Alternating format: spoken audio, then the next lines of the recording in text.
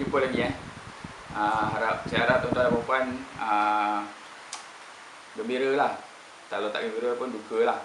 Sebab apa, kalau tengok saya punya video-video ni kan, yang saya mulakan sejak beberapa hari yang lalu. Jadi saya dapat mixed review lah. Ada yang suka dan ada yang tak suka. Tapi tu terang cakap lah, saya rasa orang yang tak suka tu dia dia ada masalah lah hati agaknya kot. Kan, saya rasa sesuatu yang baru sebenarnya sukar untuk kita masukkan dalam hati lah. Jadi siapa yang suka tu alhamdulillah, dan siapa yang suka video-video yang video motivasi yang saya sampaikan ini, saya harap tuan-tuan dan puan-puan bolehlah jadi sahabat-sahabat saya untuk share video-video ni supaya kita boleh buat bawa perubahan kepada ummah kan. Kita buat perubahan kepada rakyat-rakyat rakyat Malaysia lah, umumnya dan khususnya kepada bangsa kita orang Melayu, lebih khusus lagi kepada ummah lah, kepada orang-orang Islam. Jadi semalam saya dah cerita tentang pengisian makhluk, kategori-kategori makhluk, makhluk yang mana saya sifat dia cuma ada satu kan, makhluk ada sifat dua, batu kan, saya dah cerita tentang pokok kan, bagaimana pokok yang punya sifat yang kita nampak secara fizikalnya, yang keras, yang ada buah, so on and so forth. So hari ini saya akan ceritakan tentang tentang tahap ibadah makhluk. Tahap ibadah makhluk, itu tajuk dia ini. So makhluk-makhluk ni tadi, kalau kita cerita balik, bosan pun itulah tahap ibadah dia, sebab dia berfungsi untuk manusia, dia membosankan manusia. Setakat ni kan tuan-tuan dan puan, saya rasa kan lembu tak pernah mengadu bosan kan, anjing tak pernah mengadu bosan. Yang selalu mengadu bosan manusia. Bosan lah Cik Bazal, bosan lah, bosan sana, bosan sini, tak habis-habis dengan bosan dia. Jadi itu fungsi dia. Fungsi bosan juga untuk manusia. Kalau fungsi lembu pun juga untuk manusia. Fungsi matahari kan, dia memang untuk makhluk-makhluk makhluk-makhluk yang ada kat muka bumi dia. Dan lebih-lebih lagi dia dikhususkan untuk manusia. Kalau kita tengok batu ke, tanah ke, pasir ke, laut ke kan, semua digunakan untuk kegunaan manusia kan. Ada dijadikan kerusi, dijadikan kipas, dijadikan baju, soal so forth. Kan, itu fungsi dia makhluk-makhluk ni. Jadi itu menyebabkan manusia ni ada lebih mulia daripada makhluk-makhluk lain, tuan-tuan dan puan. Alright. Jadi ini saya akan cerita tentang tahap-tahap ibadah mereka. Jadi kalau kita tengok tadi pokok, tahap ibadah dia ialah untuk sebagai habitat, fotosintesis, untuk bagi udara, merupakan habitat haiwan, merupakan makhluk Allah kan. So and so forth kan. Itu ibadah pokok. Jadi kalau kita naik sikit lagi, kita masuk dalam bahagian binatang. Apakah ibadah binatang? Ibadah binatang ini ialah satu, kerja, dua, dia makan, minum, tidur, seks, berhibur, kan. So kalau kita tengok mana-mana binatang pun macam tu je, sebab dia mengikut nafsu, dia tidak digunakan akal. Anda kata kan, kita manusia kan, kalau kita cabut akal ni kan, apa beza dia kita dengan binatang? Saya percaya tuan-tuan dan puan, kalau kita ni, saya ni lelaki ni kan, kalau tak ada akal fikiran ni kan tuan-tuan, kalau ikut nafsu kan, saya nampak je nampak perempuan ni, saya kejar tuan-tuan dan puan kan, kejar, pelangkung dengan belantan, bawa balik rumah. Betul tak? Sama macam orang zaman-zaman dalam gua dulu agaknya. Nasib baiklah kita gunakan akal yang mengatakan secara rasional yang buat benda tu salah. Kan, kita ada mak, kita ada adik perempuan, kita ada anak perempuan dan sebagainya.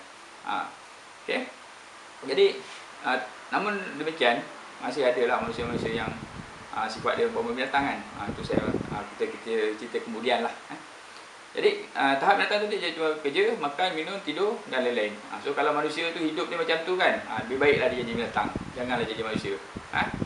Okey, nombor dua, kita cerita pasal malaikat, tahap ibadah tahap malaikat. Malaikat dia pula tuan-tuan dan puan, dia tidak seperti binatang. Malaikat ni dia tidak digunakan Allah Taala dengan nafsu. Dia tak ada nafsu. Dia tak nafsu, maksudnya begini, dia cuma buat ritual je, ikut perintah Allah kan. Dia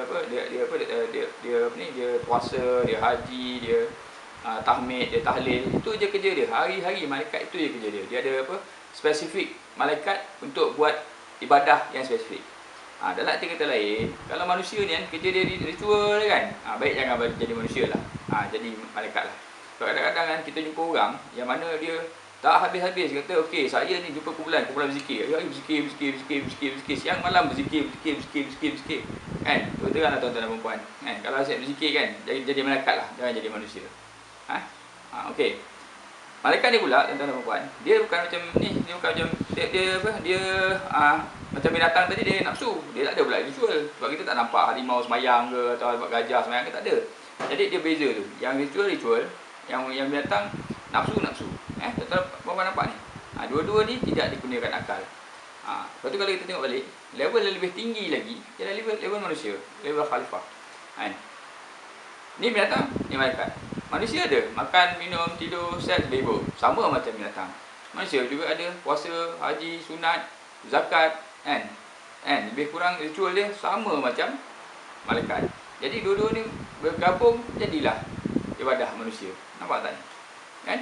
Jadi sebab tu dia lebih mulia. Dia berada lebih tinggi daripada binatang. Dia lebih tinggi daripada pokok, lebih tinggi daripada perasaan, lebih tinggi daripada malaikat tu tadi. Andai kata minta kepada Allah Ta'ala. Itu kelebihan manusia.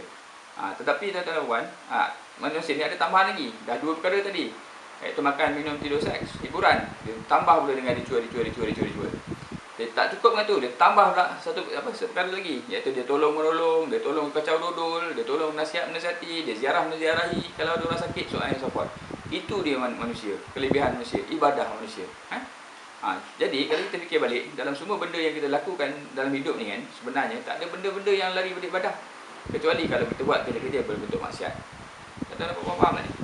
Kalau kita buat benda maksiat, kita kerja satu ibadah.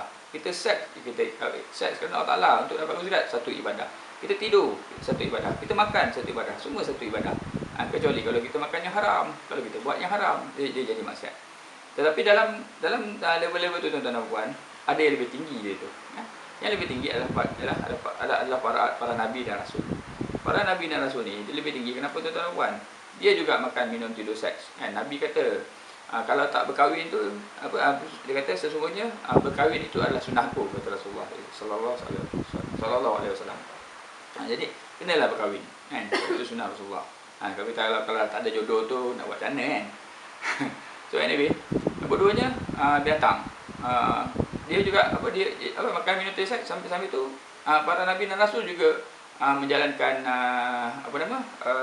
ritual-ritual, pergi semayang dia, semua dia buat sama macam kita. Ketiganya, nabi juga menjalankan tugas-tugas bantu-membantu seperti khalifah yang lain, seperti manusia yang lain, sama. Tetapi sebagai tambahan, nabi ni dia tambahan ialah dia menjalankan usaha dakwah, iaitu menyebarkan syiar Islam. Jadi dalam ibadah nabi ni, kalau kita tengok balik, kan, ibadah nabi lah yang paling tinggi, sebab dia menjalankan usaha dakwah. Kalau dari segi keutamaan, kan, nabi paling tinggi, barulah manusia, barulah malaikat, barulah binatang dan ke bawah. Itu ibadah dia. Jadi tuan-tuan dan puan, kenapa kita sibuk sangat nak la ilaha illallah, la ilaha illallah, kita buat tahlil apa semua, kan? Tak maaf lah cakap, bukankah lebih baik kita buat tazkirah? Bukankah lebih baik kita menyampaikan? Sebab benda-benda itu bersifat fardu ain, fardu ain. Sedangkan fardu ain ni maknanya kalau kita buat dapatlah satu pahala setiap kali kita la ilaha illallah, contohnya lah, agaknya lah. Tapi kalau kita menjalankan usaha dakwah, tuan-tuan dan puan, saya yakin dia boleh pergi lebih jauh demi untuk menyebarkan syiar Islam, demi untuk menjadikan manusia-manusia ketenangan dalam hatinya, akhlak yang mulia, mendapat kebahagiaan di hatinya. Sebab tuan-tuan dan puan, dalam Islam ni, kan, dalam Islam lah ada kebahagiaan, dalam Islam lah ada ketenangan, dalam Islam lah ada kebahagiaan. Kebahagiaan tak ada dekat tepi laut, tuan-tuan dan puan. Kebahagiaan tak ada kat atas gunung. Kebahagiaan dia ada di mana-mana. Tetapi kebahagiaan ada dalam Islam, kan? Anda kata Allah memberikan kebahagiaan dalam hati anda, insya-Allah. Okey, kita jumpa lagi. Assalamualaikum.